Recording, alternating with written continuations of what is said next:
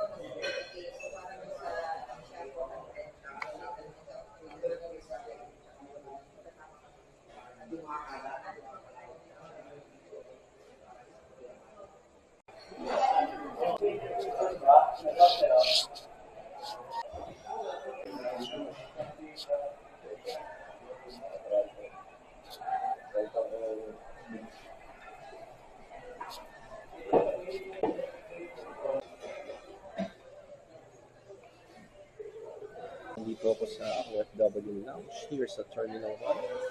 And napaka-accommodating na staff. Thumbs up po sa inyo. Maraming salamat po sa pag-accommodate sa aming mga OFW. And more power. Thank you. And see you next time.